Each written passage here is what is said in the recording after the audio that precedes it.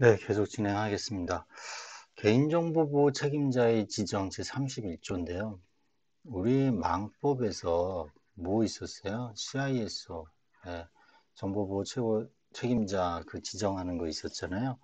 여기서 음, 업무 중에 망법의 CISO 업무 중에 첫 번째가 뭐였죠? 바로 그 정보보호 관리 체계였죠. 정보보호 관리 체계.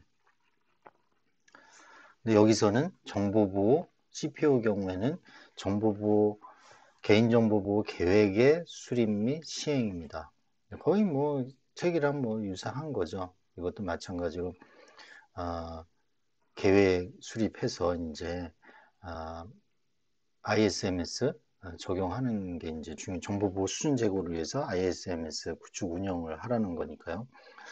어쨌거나 CPO 경우에는 개인정보 처리 실태 및 관행의 정기적인 조사 개선, 그다음에 불만 처리 피해 구제, 그다음에 내부 통제 시스템 구축, 정보보호 교육 계획, 그다음에 개인정보 파일의 보호 관리 감독, 처리 방침 수립, 뭐 그다음에 개인정보 보호 관련 자료의 관리, 그다음에 파기 이러한 업무가 아주 기본적인 거죠. 개인정보 관련해서 기본적인 거죠. 그러면 개인정보 보호 책임자는 누구로 지정을 하느냐?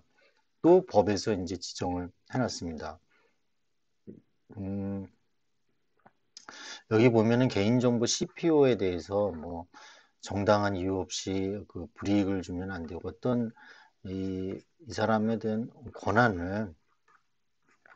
권한과 의무를 보호 차원에서 법률에 이제 명시를 해놓은 거고요. 개인정보 책임자의 요건은요, 사업주 또는 대표자예요. 예를 들면은 소상공인이다. 약국, 예를 들면 약국의 약사 한 분 계신다. 그럼 이분이 개인정보보호 책임자이면서 뭐죠? 개인정보 취급자예요. 이 약사분이. 예, 그렇게 되는 겁니다. 그러면 이제 소상 5인이다. 그러면 이 중에서 예를 들면은 뭐 임원이 있다. 그러면 임원이 개인정보보호 책임자가 될 수도 있는 거고, 뭐 대표가 될 수도 있는 겁니다. 그러니까 개인정보보호 책임자 요건은 사업주 또는 대표자 또는 임원이 하라는 거예요. 임원이 없는 경우에는 부서장. 그러면 5인이면 임원, 여기 부서장이 있다 그러면 적어도 부서장이 돼야지 일반 직원을 CPO로 지정하면 안 된다라는 얘기예요. 1인일 경우에는 이 사람이 직원 겸 뭐 사장 겸 뭐 다 하는 거잖아요. 그러니까 이분이 이제 CPO가 되는 겁니다. 그런데 공공기관은 아예 그 직급을 정해놨어요. 직위와 직급을. 그러니까 이게 중요해요. 혹시 여러분들 뭐 시험을 자격증이라든지 시험을 준비하시는 분들은 이거 외워야 돼요. 여기 보면은 헌법기관인 국회, 법원, 헌법재판소, 중앙선거관리위원회는 고위공무원단에 속하는 공무원을 정하라는 거예요. 또는 중앙행정기관도 마찬가지고요. 그러니까 부처 얘기하는 거죠. 행정안전부의 CPO는 고위공무원단 중에서 하라는 얘기입니다. 뭐 예를 들면은 실장, 뭐 국장, 뭐 이런 사람들이 고위공무원들이잖아요. 그 다음에 정무직 공무원을 장으로 하는 예를 들면 국가기관은 3급 이상, 3급 이상. 그 다음에 고위공무원, 3급 공무원을 장으로 하는 거는 4급, 그 밑에 4급, 4급 이상. 기타 공공기관, 소속기관이죠. 이런 데는 부서장이 해라. 부서장이. 시도 및 시도교육청은요, 3급 이상. 시군, 그 아래 시군 자치구는 4급 이상. 학교는 행정사무 총괄자. 기타 공공기관. 예를 들면 뭐 키사다, 뭐 TTA다, 그다음에 NIA다. 이런 이제 공공기관들은 그냥 부서장이 하는 부서장이니까 약간 뭐 본부장, 뭐 단장, 뭐 이런 사람들이 하라는 얘기죠. 뭐 팀장이 아니고 공공기관의 경우에 팀장보다 이 본부장, 단장이 높습니다. 되게 공공기관은 그러니까 이제 기타 산하기관들이죠. 이런 데는 본부장, 단장, 뭐 팀장, 뭐 기업하고 좀 틀려요. 기업에서의 팀장은 약간 뭐 임원들이 하는 경우가 많잖아요. 근데 뭐 약간 이런 식 구조로 되어 있습니다. 그리고 이 CPO는요, 그냥 말로 하지 말고 인사발령 내라는 거예요. 이 정확하게 인사발령을 이렇게 문서로 해서 내서 누가 그러니까 직원들에게 알려주라는 얘기입니다. CPO가 누구라는 거를 정확하게 알려주라는 얘기입니다. 그 다음에 이제 개인정보 유출에 대해서 좀 얘기를 할게요. 개인정보 유출은 고의 또는 과실로 해서 예를 들면은 USB에다가요. 예를 들면 USB에다가 개인정보 뭐 10,000건을 이제 뭐 1,000건이라고 하죠. 1,100건이라고 하죠. 를 이제 갖고 있는 파일을 담아서 뭐 누구한테 이제 삼자 제공하기 위해서 지하철을 탔어요. 근데 이 지하철에서 가방을 이 선반 위에다 놓고 내렸습니다. 이거 유출이에요? 뭐예요? 이거 실수잖아요. 유출이에요. 이게 1,100건 유출됐기 때문에 신고해야 됩니다. 누구에게? 계보의 또는 기사에게 내가 실수로 해놔서 이 가방에다가 USB를 지금 놔뒀습니다. 그래서 이게 신고합니다라고 해야 돼요. 그리고 또 이 매건, 이 개인정보 정보 주체에게 각각 통지를 해줘야 돼요. 통지 고지 같은 얘기죠. 이메일이라든지 전화라든지 팩스라든지 어떤 통신수단을 써서 각각 알려줘야 돼요. 그래서 알려주면서 어떤 피해가 있을 수 있으니까 예를 들면 아이디 패스워드를 뭐 지금 바꾸십시오. 어? 뭐 인증서를 뭐 지금 바꾸십시오. 어? 뭐 이런 그 행위, 어떠한 조치 내역을 알려줘야 된다는 거예요. 그래서 여기 보면 과실 여부를 불문하고 개인정보 처리자의 관리 범위를 벗어났어요. 벗어난 거잖아요. USB가 외부에 공개, 제공, 누출, 누설된 모든 상태를 얘기를 해요. 자, 근데 이제 개인정보 뭐 누출하고 노출은 같은 얘기인데 예전의 법률은 누출이라고 그랬는데 요새는 전부 노출로 이제 바뀌었습니다. 노출. 앞에도 이제 누출은 노출을 의미하는 겁니다.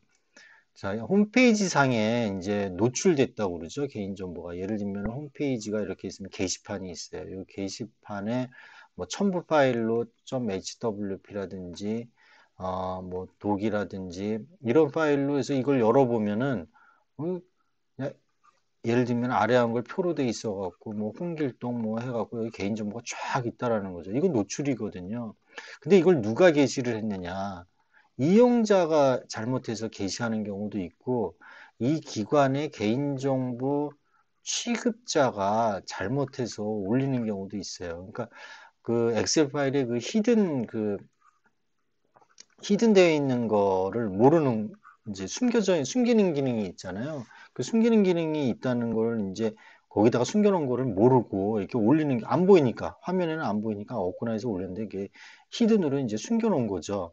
펼쳐버리면은 이제 다 보이는 거죠. 예를 들면 그런 경우로 실수해서 올리는 경우가 있어요. 취급자가 올리는 거 보면 당연히 이거는 뭐 빨리 해서 삭제를 해야 되겠죠. 그리고 이게 만약에 다른 쪽으로 넘어갔다 그러면 유출이 된 거예요. 유출이.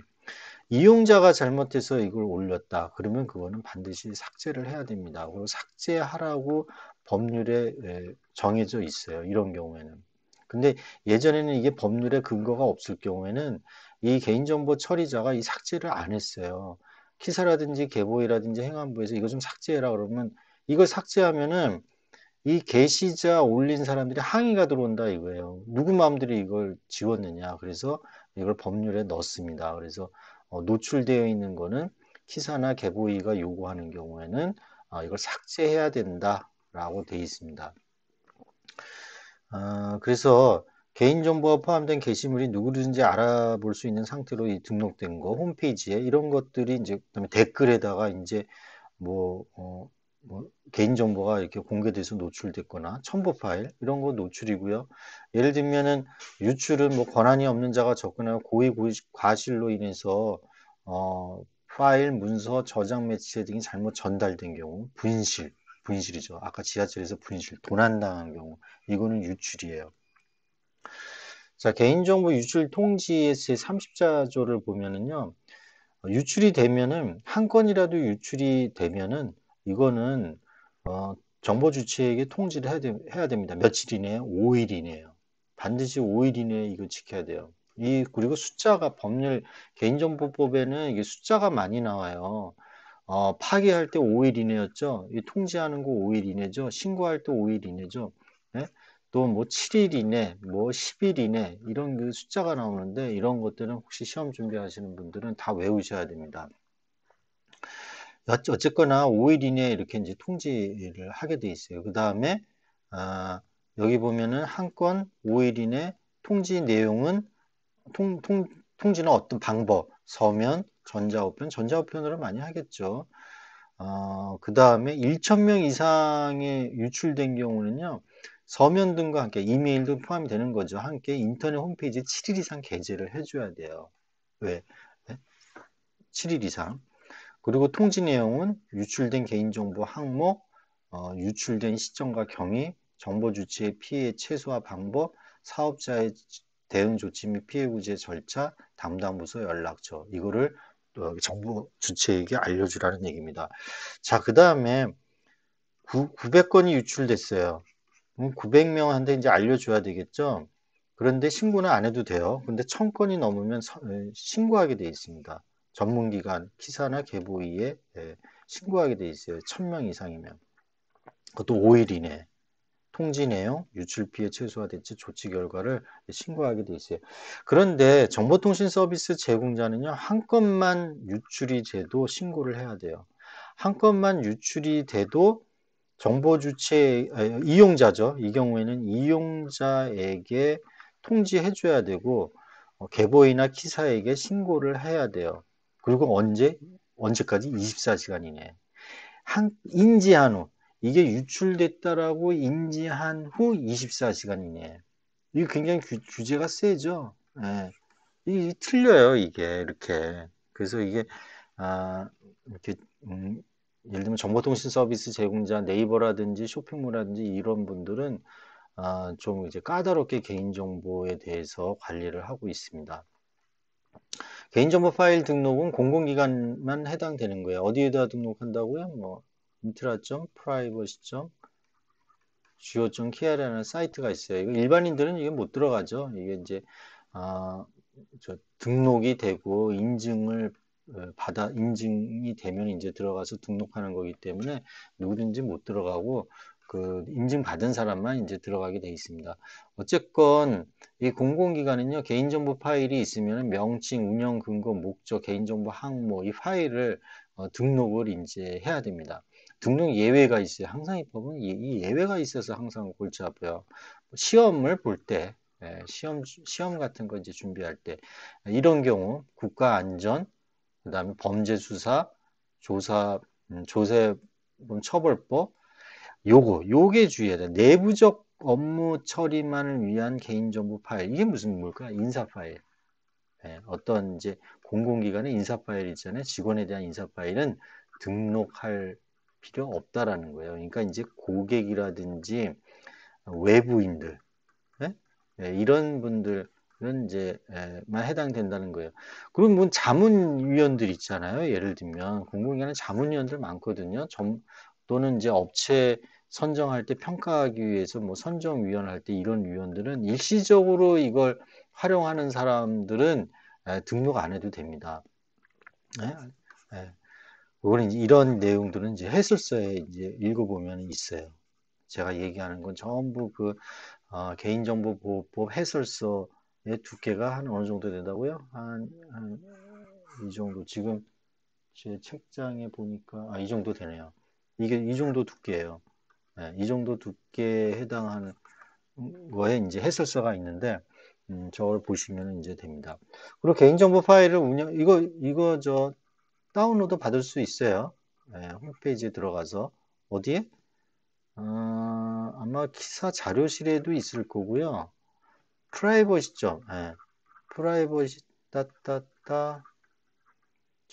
privacy.go.kr에 들어가서 여기 자료실에 보면은 이 해설서 다운로드를 받을 수 있습니다. 60일 이내에 이제 등록해야 된다라는 거.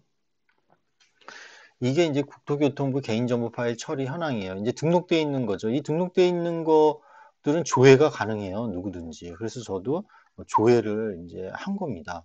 조회를 해서 여기 보시면 재미있는 게 주택조유 확인 시스템에요. 건축물 소유 관리 대장에서 청약 당첨자의 주택 소유 여부 검색 업무 수행, 뭐 필수 항목, 주민번호, 저 고유식별 고유식별 정보죠, 전부. 예, 다 있어요. 그러니까 이게 정부 부처가 거의 모든 국민의 이제 개인 정보를 다 가지고 있어요. 얼마나 중요합니까? 이거 보시면 이 자료들이. 그죠? 예, 예, 쉬었다가 또 시작하도록 하겠습니다.